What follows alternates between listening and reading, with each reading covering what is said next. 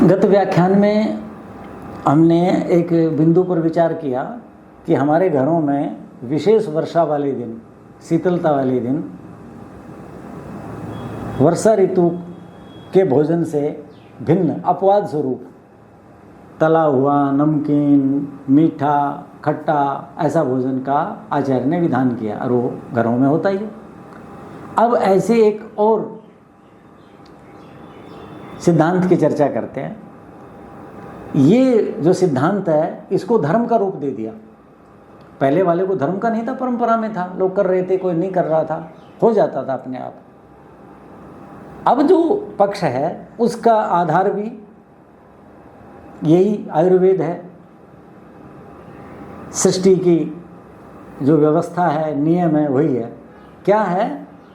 अब आप देखोगे जो चातुर्मास का नियम है, सूर्य जो है ज्यों ही दक्षिणायन हुआ है तब से लेकर के और देव उत्थान एकादशी, अभी देव शयन एकादशी चंद्रमा के अनुसार आएगी और फिर देव उत्थान एकादशी, आषाढ़ शुक्ल एकादशी और उधर कार्तिक शुक्ल एकादशी चंद्रमा के अनुसार।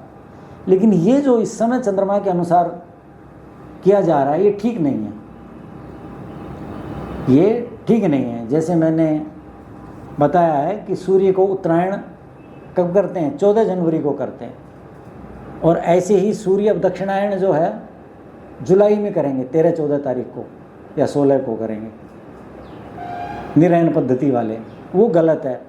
उसी दृष्टि से ये जो चंद्रमा के मास हैं चैत्र आदि, ये मेरी दृष्टि से गलत है, मेरी दृष्टि से ये गलत है। इनका जो है समावेश किसके अनुसार होना चाहिए?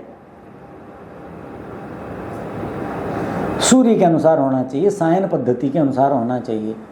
यानी जिस दिन सूर्य उत्तरायण हुआ, अंग्रेजी की दृष्टि से 22 दिसंबर की सवेरे हो जाता है, मान लीजिए, समझाने के लिए बता रहा हूँ मैं, उस दिन ही माघ मास का आरंभ होना चाहिए।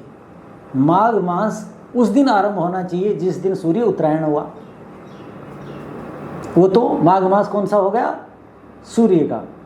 चंद्रमा का माघ मास कैसा हो?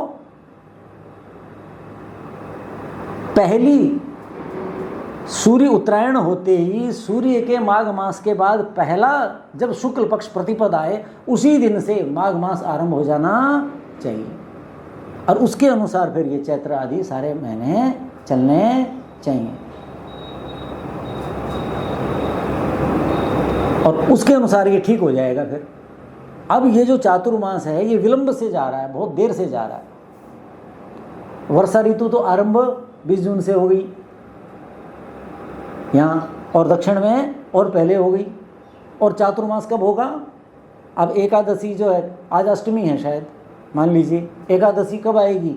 7 दिन तो ये और 11 दिन वो, इतने दिन बाद आएगी। अभी आषाढ़ कृष्ण की चल रही है तो बहुत देर हो जाएगी। ये गलत है। इस पर ज्योतिषियों को सोचना चाहिए। कई बार मैं बहुत विद्वानों को कहता भी हूँ कि ये ऋतु के अनुसार नहीं है, ये गलत हो रहा है। उससे कार्तिक स्नान गलत हो जाता है, उससे नवरात्र गलत आ रहे हैं, दिवाली गलत आ रही है, होली गलत आ रही है, सारी चीज़ें गलत हो रही हैं। तो जो मैं ये प्रसंग क्यों लिया मैंने, चातुर्मास में 4 महीना में व्रत उपवास का बहुत नियम है, समझ गए? तो दक्षिण भारत के जो लोग हैं उनके लिए प्रावड़ और वर्षा, और उत्तर भारत के जो लोग हैं उनके लिए वर्षा और शरद ऋतु, यानी वर्षा और वर्षा से होने वाले प्रभाव, उसके कारण बहुत रोग होते हैं। जठराग्नि मंद होती, कहा ना कि जल दूषित हो जाएगा, वायु दूषित हो जाएगी, जठराग्नि मंद पड़ गई, फिर भूमि दूषित है, जल है, अम्ल विपाकी है, इससे उत्पन्न होने वाले जो खाद्य पदार्थ हैं नए, वो सब कैसे आएंगे? अम्ल पैदा करेंगे, ज्वर पैदा करते हैं, क्योंकि जल उनमें कच्चा है। और जो पुराने खाद्य पदार्थ रखे हुए हैं उनमें नमी घुसने से वो भी अम्ल विपाकी हो जाते हैं। तो सबसे बड़ा सिद्धांत क्या है? जठराग्नि मंद है, पाचन शक्ति मंद है और अम्ल बहुत बढ़ेगा शरीर के अंदर, वायु कुपित होगी, इससे रोग बढ़ते हैं। इनको नियंत्रित करने के लिए हमारे आयुर्वेद के आचार्यों ने व्यवस्था बनाई कि भाई उपवास करें, व्रत करें, आध्यात्मिक चिंतन करें।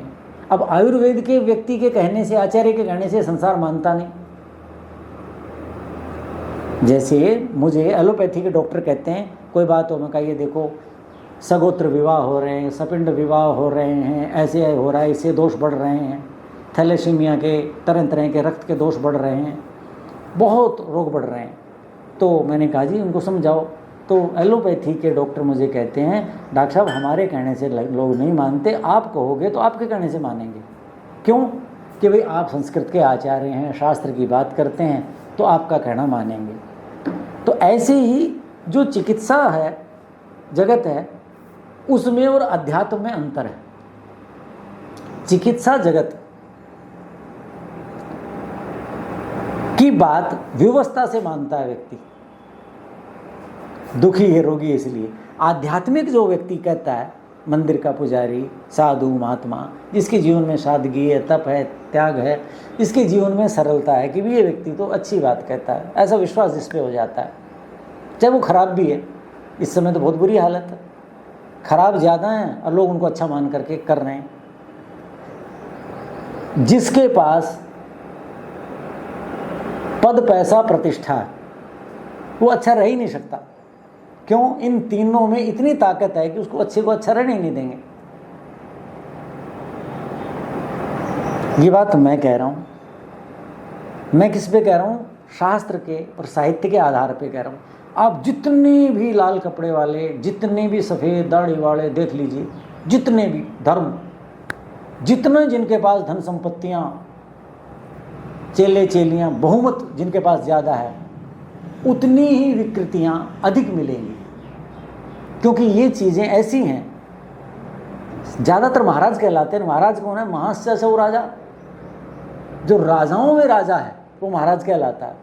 तो राजा कौन होते हैं आपको पता ही है, दंभी और क्रूर होते हैं,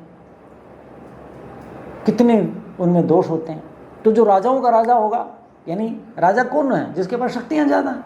तो जिनके पास शक्तियाँ ज़्यादा हैं, ये भौतिक शक्तियाँ, वो जितेंद्रिय होगा। ये कैसे हो सकता है? वो शुद्ध, सात्विक और पवित्र होगा।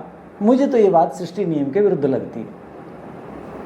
जरूरी नहीं गरीब होगा वो होगा। गरीबी अलग चीज़ है।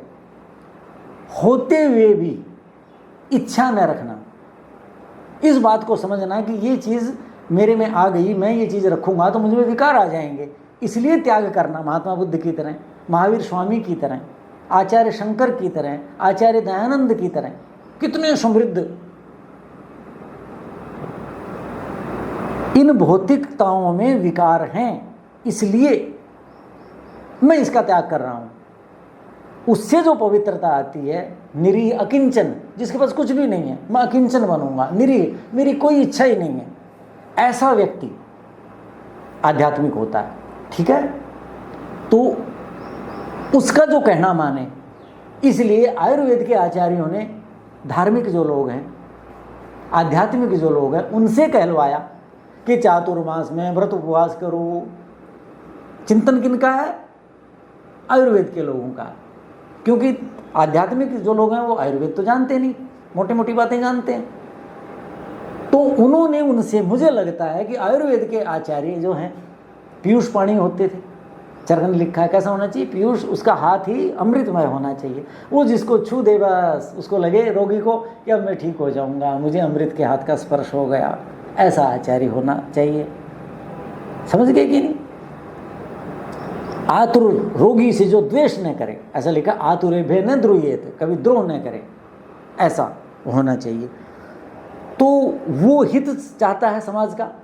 और उसने सोचा कि मेरा कहना कम मानेंगे, ये आध्यात्मिक जो लोग हैं ये तो मेरे से भी ज़्यादा शुद्ध और पवित्र हैं, इनकी तो कोई इच्छाएं ही नहीं है, ये तो निरीह हैं, ये तो अकिंचन हैं, इनका तो सब कुछ परोपकार के लिए है, अपने लिए तो कुछ, जो महंगी गाड़ियों में घूम रहे हैं महंगे मकानों में रह रहे, हीरे मोती माणिक के जिनके आश्रमों में इनमें जड़े हुए हैं, वो साधु कैसे हो सकते हैं? महंत।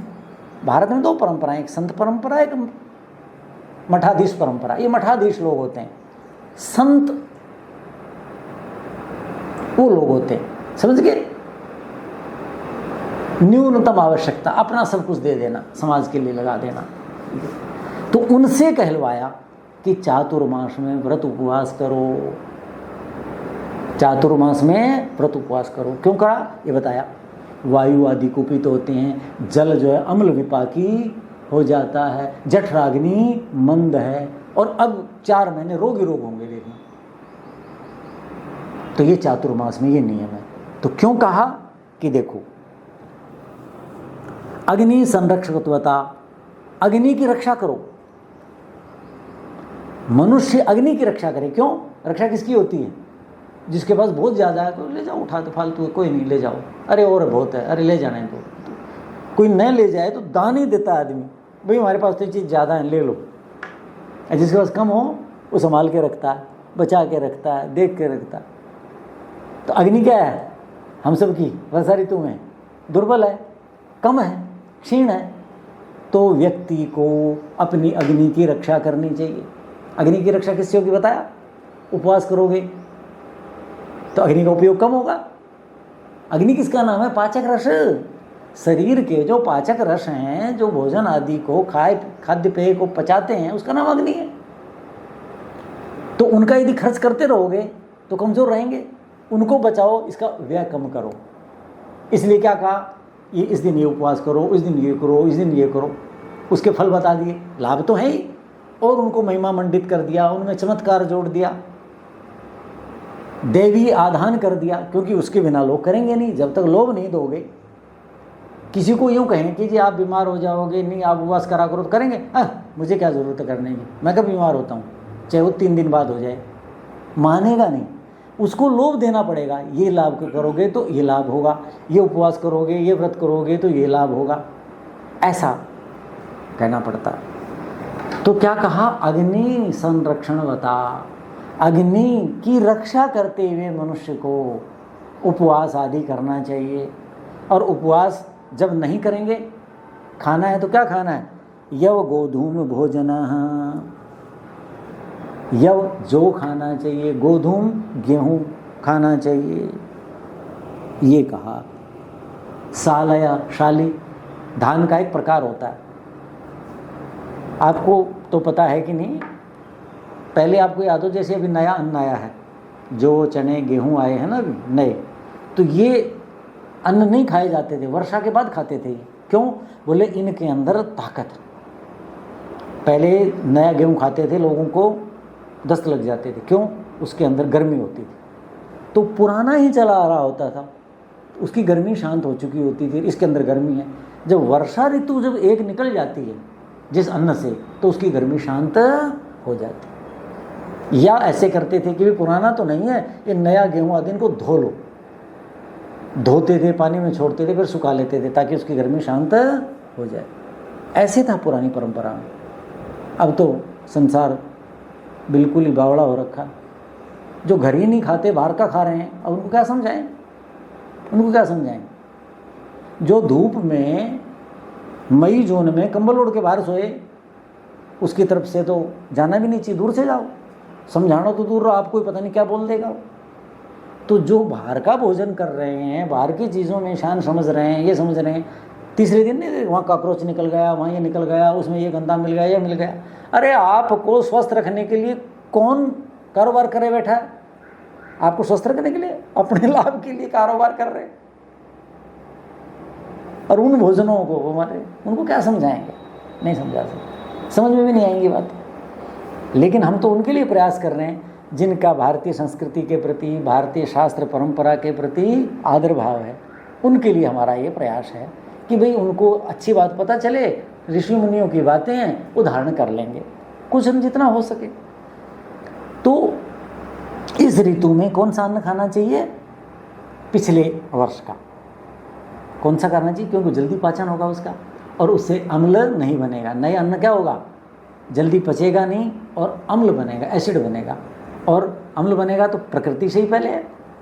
बताया ना पहले व्याख्यान में कि जल ही अम्ल विपाकी है और जल हमारे भोजन का प्रधान तत्व है। शरीर में 65-66% कहते हैं जल ही। कितना जल सेवन हम करते हैं। तो ये कहा और क्या कहा, जल भी सेवन करेंगे, जल में विकार आ जाता है तो जल कैसा होना चाहिए, महेंद्रम तप्त शीतम वा कोपम सारसमेव वा। जल यदि सेवन करें तो क्या करें, महेंद्र, सबसे उत्तम जल वर्षा का जल होता है, लेकिन पहली 2-4 वर्षा का नहीं जल। क्यों, इंद्र ने तो जल शुद्ध दिया था, वो तो रसायन था, हमने उसको मैला कर दिया। क्यों कर दिया, ये कारें चला रहे हैं, एक ब्रेड लेने जाना है कार लेके जाएंगे, दूध लेने जा रहे हैं, 100-200 गज 500 गज चलना है तो भी कार लेके जा रहे हैं, वाहन लेके जा रहे हैं। उससे क्या हो गया, प्रदूषण। दिन रात एसी चल रहे हैं, कमरों में कोई है ही नहीं, बिजलियां जल रही हैं, और फिर कहते हैं तापमान 50 चला गया, इतनी गर्मी हो गई, वर्षा हो ही नहीं रही, इतने लोग मर गए, दिल्ली में हाहाकार मच गया, पानी नहीं है, कहां से आएगा पानी, प्रकृति का तो ध्यान दे नहीं रहे। तो महेंद्र, इंद्र तो रसायन दे रहा है, लेकिन हमने वायु प्रदूषित कर दी, इतना प्रदूषण कर दिया कि आसमान में जहर ही जहर है। एसिड की वर्षा होती है, ये मान लीजिए 2-3 वर्षाएं तो एसिड की वर्षा है, यानी जो अमृत का जल था, रसायन था, इंद्रदेव ने दिया, वो जहर मिल जाता है उसमें। क्यों, सारे आसमान में तो जहर ही जहर है, सारा आसमान जहरीला हो रखा है। तो वो जल नहीं, बाद में शुद्ध हो जाए तो उसका संग्रह करते हैं लोग, नियम है। इंद्र जल सबसे उत्तम है, उसका सेवन करना चाहिए। वो भी क्या कहा, तप्त शीतम, उसको तपाओ, यानी उबाल करके, शीतल करके। क्यों, कि वो विकृति पैदा करेगा, जल्दी पचेगा नहीं, कच्चा जल ये पक जाएगा। चाहे वो कुएं का हो, चाहे वो बड़े सरोवर का हो जिसमें नीला है, वर्षा का नहीं, बड़ा सरोवर जिसमें वर्षा चल गई तो भी मैला नहीं हुआ, वो सारा पानी इस ऋतु में कैसे करना चाहिए, उबाल करके, शीतल करके फिर करना चाहिए। आज की एलोपैथी में भी क्या कहते हैं, भाई उबाल के पानी लेना ताकि उसके जीवाणु मर जाएं। जीवाणु भी मर जाएंगे, लेकिन उसके अंदर जो विजातीय द्रव हैं जीवाणु के अतिरिक्त, वो भी जल उबलने से फट जाते हैं। आपने देखा होगा, सफ़ेद सफ़ेद नीचे रह जाएगा, ऊपर निकलेगा, वो शुद्ध हो जाएगा, ऐसा हो जाएगा। और वो जल पक गया, पकने से क्या होगा, हमारे शरीर का अंग जल्दी बनेगा, जल्दी पचेगा, पाचन के लिए हमारे पाचक रस अधिक खर्च नहीं होंगे। तो शेष बातें अगले व्याख्यान में कहेंगे। ओम शांति शांति।